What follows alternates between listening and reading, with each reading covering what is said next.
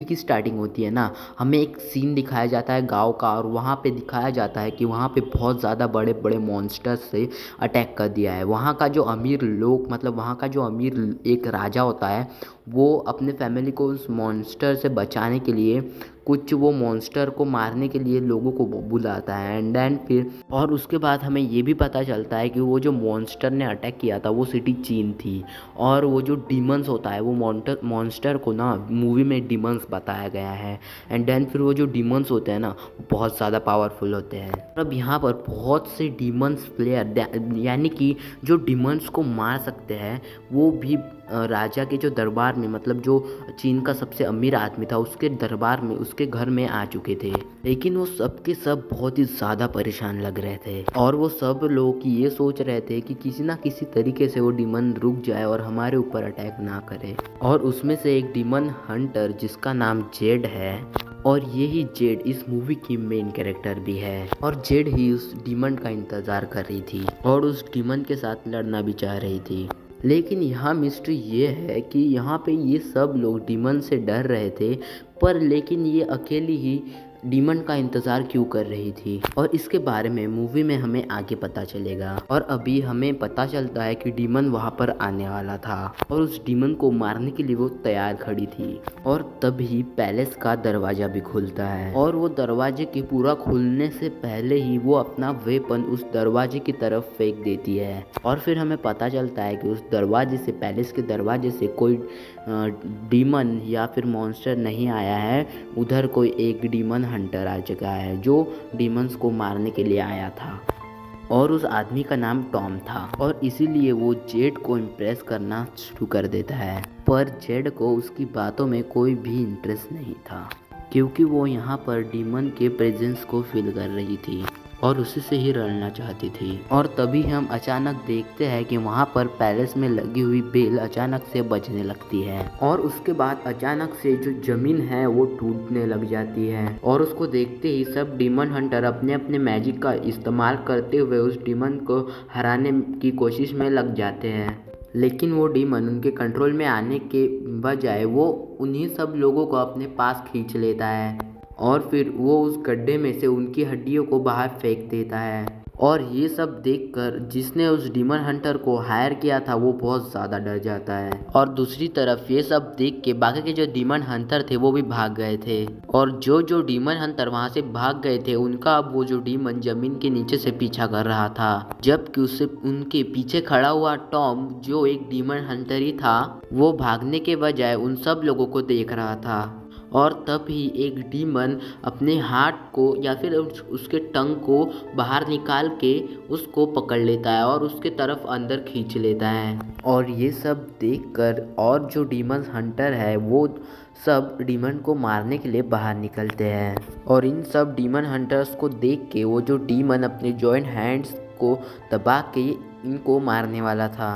और उस demon Hunter से बचते हुए वो डीमन हंटर वहाँ से भाग जाते हैं। और अब हम दूसरी तरफ उस डीमन को शहर में गुजरते हुए देखते हैं और जहाँ जहाँ से वो गुजर रहा था वहाँ से शहर का जो ग्राउंड है नीचे की जो ज़मीन है वो टूटते जा रही थी। और अब वो इसके बाद सब लोग एक कंफर्ट वाले जोन में आ जाते हैं जहाँ पे बहुत बड़ा समुंदर नहीं बोल सकते, जहाँ पे बहुत बड़ा एक स्विमिंग पूल टाइप होता है, वहाँ पे वो डीमन चला जाता है और वहाँ से वो पानी में से बाहर निकलता है और उन लोगों के आंख पे थोड़ा थोड़ा पानी भी उड़ा देता है और फिर उसके बाहर निकलते ही हमें पता चलता है कि जो टॉम जिसको उसने खा लिया था वो अभी तक मरा नहीं है क्योंकि इस वक्त हम उसको डीमन की बैक पे बैठा हुआ देखते हैं और फिर वो जो है वो डीमन की बैक पे बैठा डीमन को कंट्रोल कर रहा था और वो डीमन को कंट्रोल इसलिए कर रहा था क्योंकि वो उसके भी आगे पूरे शहर में तबाही ना मचा सके।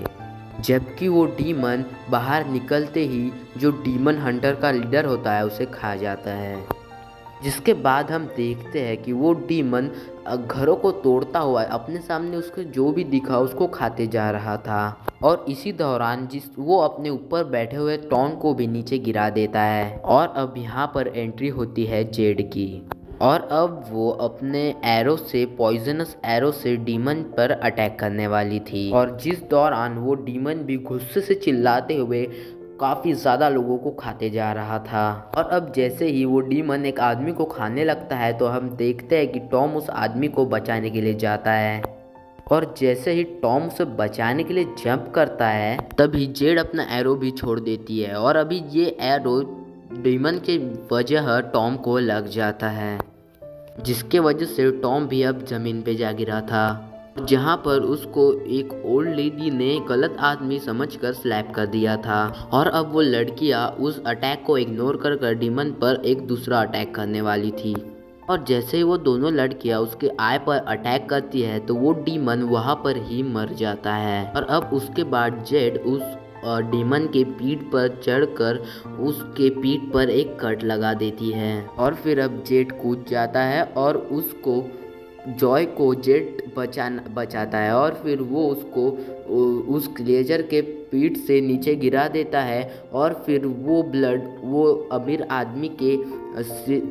चेहरे पर और कपड़े पर उड़ जाता है, तो उसके वजह से उसकी स्किन जलने लगती है, क्योंकि उसका जो ब्लड होता है ना वो बहुत ज़्यादा पॉइजनस होता है। अब यहाँ पर जेड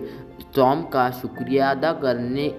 से अलावा उसको उसके गाल पे एक थप्पड़ मार देती है, और फिर दोबारा जेड उस क्रिएचर के पीठ पर कूद जाती है और उस क्रिएचर की स्पाइन यानी कि जो पीठ की हड्डी रहती है वो निकाल लेती है। और अब उसके बाद टॉम उस क्रिएचर के पास जाता है और कुछ मैजिकल स्पेल्स पढ़कर उस बॉडी को डस्ट में चेंज कर देता है, और फिर नेक्स्ट सीन में हम जेड को उस डीमन की स्पाइन में से कुछ पीले कलर का लिक्विड लेते हुए देखते हैं, क्योंकि वो इस लिक्विड की वजह से एक सबसे स्पेशल सॉल्यूशन बनाना चाहती थी, और वो ये सॉल्यूशन अपने फ्रेंड के लिए बनाना चाहती थी, और वो कुछ ऐसा सॉल्यूशन बनाना चाहती थी जिससे वो अपने मरे हुए फ्रेंड को वापस से ज़िंदा कर सके। और अब यहाँ पे हमें पता चलता है कि एक जो जेड और जॉय है वो हेवन की एक दो गॉडेस थे, वो दोनों को उन पर वहाँ पे इसलिए रखा गया था क्योंकि वहाँ पे जो झाड़ है ना वो झाड़ के फल 3000 साल में एक बार खिलते हैं, और वो दूसरे की प्यार में इतने गुमराह हो गए थे कि उनका ध्यान उस पेड़ पे नहीं रहा, और उसके फल बहुत सारे फल नीचे गिर गए, इसलिए उनको वापस से जॉय को एक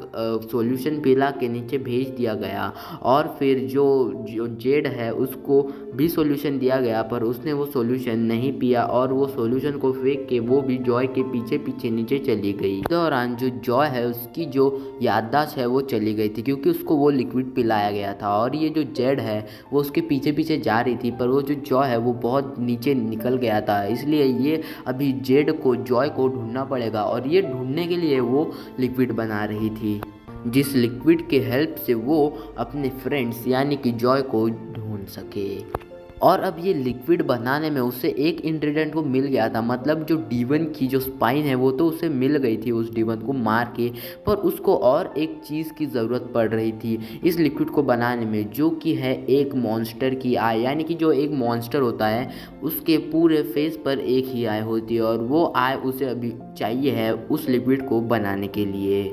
उस सॉल्यूशन को बनाने के लिए, और जिसके लिए उसको उस बड़े से मॉन्स्टर को मारना पड़ेगा, और फिर उसको उसकी आय को लेना पड़ेगा। और फिर रात में जॉय किधर तो भी घूम रहा होता है, यानी कि बड़े से जंगल में घूम रहा होता है, और फिर वहाँ से कुछ बहुत सारे लोग की रैली भी जा रही होती है, जिसमें बहुत सारी सुंदर सुंदर लड़कियाँ बैठी हुई होती है। हालांकि जो वो लड़कियाँ होती है ना वो परियां नहीं होती, वो हेवेंस होती है, और वो अपने आर्टिफिशियल रूप में वहाँ पे बैठी होती है, तो जॉय वहाँ पर उनको देख के बहुत ज़्यादा खुश हो जाता है, और वो लड़कियाँ उसको देख के वो भी लड़कियाँ खुश हो जाती है, और फिर वो तीन जो लड़की रहती है जो बहुत खूबसूरत लड़की रहती है उनके पप्पा जो होते हैं ना वो बहुत ज़्यादा शैतान होते हैं, यानी कि वो बहुत ज़्यादा शक्तिशाली भी होते हैं, और एक ड्रैगन रहते हैं, और उनकी ये 3 बच्चियाँ रहती है, तो वो बहुत सुंदर होती है, इस कारण से वो उनके डैड उन 3 बच्चियों को इस शहर के राजा को मारने के लिए कहती है, क्योंकि वो राजा इस शहर का होता है और इस शहर का राजा ये बनना चाहता है और इसलिए ये 3 लोगों को वो उधर भेजता है। और फिर उसके बाद हमें पता चलता है कि इसमें से जो एक लड़की है वो उस राजा को मारना नहीं चाहती है। जो मैंने आपको पहले बताया, जो सांप होती है ना, वो उस राजा को मारना नहीं चाहती है। तभी भी उसके डैडी उसको बहुत ज़्यादा फोर्स करते हैं कि तुम्हें यह काम करना ही पड़ेगा। और उनके जो नॉर्मल रूप होते हैं ना, वो ऐसे होते हैं, काफ़ी ज़्यादा डेंजर। और उसमें से एक जो होती है ना, वो स्पाइडरमैन, एक कुत्ते के सर की या फिर बिल्ली के सर की बोल सकते हैं, और एक सांप वाली जो है यहाँ पे एक बहुत बड़े मंदिर में आता है और वहाँ पर उसको अपने बालों को काटना होता है। पर उसके बाल जब वो काटते हैं सेंट, तब उसके बाल बहुत ज़्यादा लोखंड टाइप हो जाते हैं, बहुत ज़्यादा कड़क हो जाते हैं। तो वो किसकी हथियार से, तलवार वगैरह से उसके बाल को काटते हैं तो वो तलवार टूट जाती है पर इसके बाल नहीं टूटते। और उसको बाल इसलिए काटना होता है क्योंकि उसको सेंट बनना है। तभी वो सेंट उनको बताते हैं कि मैं तेरे बाल इसलिए कट नहीं रहे हैं क्योंकि तुमने पिछले जन्म में कुछ पाप किया था, इसलिए गॉड ने तुम्हें एक शाप दिया है कि तुम अपने बालों को नहीं काट सकते। इसलिए तुम गॉड से प्रे करो कि प्लीज़ गॉड मुझे माफ़ कर दो और मुझे अपने बाल को काटने दो। तो जब ये प्रे कर रहा होता है गॉड को, तब गॉड अपना मुंह को पीछे फिरा लेते हैं, मतलब गॉड भी अभी उसके बात को नहीं सुनने वाले। तो ये देखकर वो बहुत ज़्यादा हैरान हो जाता है। उसे लगता है कि मैंने पिछले जन्म में बहुत बुरा कोई तो भी काम किया है, इसलिए अभी मेरे बाल, मैं संत बनना नहीं मतलब मैं संत बनना नहीं हूँ, मतलब बनने वाला नहीं हूँ। और फिर वो एक दूसरे गॉड से भी प्रे करता है कि गॉड प्लीज़ मुझे संत बना दो। इसलिए वो गॉड उसे कहते हैं कि तुमने पिछले जन्म में बहुत बुरा काम किया है, इसलिए तुम्हें एक मॉन्स्टर के मारना होगा और एक मॉन्स्टर के बहुत बड़े आय को लाना पड़ेगा। और उस आय को जब तुम अपने पास ले लोगे तो तुम संत बन सकोगे। तो यहाँ पे आपने पहले देखा ही होगा कि जो बौद्ध गॉड्स होते हैं वो पीछे घूम जाते हैं, इसलिए वहाँ पे सिक्योरिटी संत आ जाते हैं और फिर वो उस गॉड संत से पूछते हैं जो मंदिर में था, उसने कुछ क्या किया था क्या? तो ये बोलते हैं कुछ नहीं किया, ये अपने आप ही घूम गए। तो फिर ये जो है ना, ये सब उन पर अटैक कर देते हैं। ये सब जो संत सिक्योरिटी वगैरह होते हैं ना, ये सब उस पर अटैक कर देते हैं। और उधर उस जो टेम्पल की जो किंग होती है ना, वही उन पर अटैक करने के लिए बोलती है। पर ये उससे माफ़ी भी मांगता है, पर ये किंग नहीं सुनती है और वो इस पे अटैक करने के लिए बोलती है, यानी कि इसको मार डालने के लिए बोलती है। सिक्योरिटी होते हैं ना, जो बिल्डर्स लोग होते हैं, तो वो इस सैंड के सिर पे एक लकड़ी से मार देते हैं। तो उसका सिर जो है ना, वो टूटने लगता है, यानी कि क्रैक होने लगती है उसके सिर में, और वहाँ से कुछ पीले कलर की रोशनी भी निकलने लगती है। तभी जो अपना आकाश होता है ना, वो बहुत ज़्यादा गरजने लगता है और उसमें से भी लाइट निकलने लगता है। और फिर आसमान से एक लाइट निकल के उस सैंड के सिर में जाके लगती है। तभी वो बहुत ज़्यादा बड़ा मॉन्स्टर टाइप बन जाता है, यानी कि वो अच्छा मॉन्स्टर था। वो इस जॉय को बचाने वाला था, इस जॉय को बचाने वाला था, और वो बहुत ज़्यादा अच्छा मॉन्स्टर था। और अभी वो एक एक करके सबको मार रहा था जो भी उसको मारने के लिए आया था। इसके बाद वो जो बड़ा सा मॉन्स्टर है वो जॉय के सिर पर हाथ रख देता है। और अभी ये जो किंग, मतलब बहुत शक्तिशाली जो ये आदमी होता है, वो अपने बेटियों को प्लान के मुताबिक समझा रहा होता है कि हमें क्या क्या करना है और कैसे कैसे करना है और कब कब करना है। तो ये जो सांप रहता है, मतलब सांप वाली लड़की जो रहती है ना, सांप वाली लड़की, वो उससे पूछती है तो क्या वो सब उससे बता देता है कि तुम्हें वहाँ पे जाना है और वहाँ पे जो एक जॉय नाम का लड़का होगा उसको तुम्हें एक शापित एक मनी देना है जो वो राजा को देगा और फिर राजा मर जाएगा। ऐसा उनका प्लान रहता है, इससे भी डिटेल्स में प्लान रहता है। और तभी वहाँ से एक रैली भी जा रही होती है। दूसरे सीन में हमें बताया जाता है कि वो उस रैली की जो किंग होती है ना, वो केला खाते हुए वहाँ से गुजर रही होती है। फिर यहाँ पे हमें बताया जाता है कि ये जो जॉय है ना, उसने अपना एक खुद का रेस्टोरेंट खोल दिया है, तो उसका केला भी ख़त्म हो जाता है। वो जो किंग रहते हैं ना, उसका केला ख़त्म हो जाता है, तो वो इस रेस्टोरेंट में आती है और बोलती है कि मुझे खाना चाहिए। पर जॉय ने अभी अभी रेस्टोरेंट खोला था, तो उसको जो बनाना है, मतलब खाना बनाना नहीं आता है, इसलिए वो जो किंग है ना, वो बहुत ज़्यादा गुस्सा हो जाती है और अपने रेगुलर रूप में आ जाती है। और फिर वो एक हल्क जैसा दिखती है, जैसे हल्क जैसा दिखती है। और फिर वो उसके ऊपर बहुत ज़्यादा गुस्सा हो जाती है, क्योंकि उसको बहुत ज़्यादा भूख लगी होती है और इसको खाना बनाना नहीं आता है। और यहाँ पर मूवी के एंडिंग नज़दीक आ जाती है और यहाँ पर एक बहुत बड़ी लड़ाई ख़त्म होती है और यहाँ पर ये मूवी एंड हो जाती है। एंडिंग में हमें बहुत अच्छा एक सीन दिखाया जाता है और यहाँ पर ये मूवी एंड हो जाती है।